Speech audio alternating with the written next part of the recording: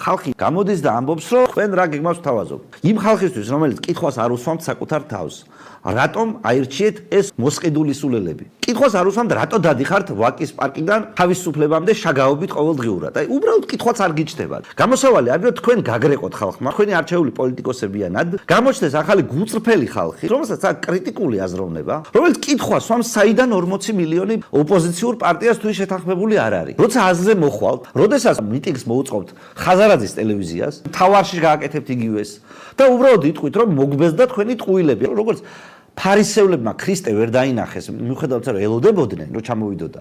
ისე ვერ დაინახავთ ცხადმოვლენებს.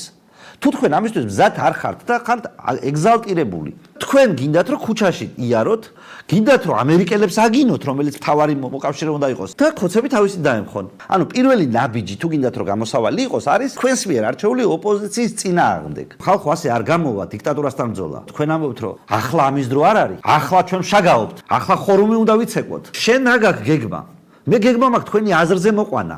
აი ხელისუფლების აი ეს დანამატი, როგორც არის ოპოზიცია, რომელიც ხალხს აბნევს, რომ თითქოს ხელისუფლებას ებრძვის, გაანეიტრალოს ყოველგვარი საფრთხე, რომელიც ამ საპროტესტო ელექტორატიდან მოდის. ამას თუ არ დაუპირისპირდებით, არანაირი შანსი არ გვექნება ხელისუფლების წინააღმდეგ რამე ტიპის ბრძოლის ან მათთან დაპირისპირების.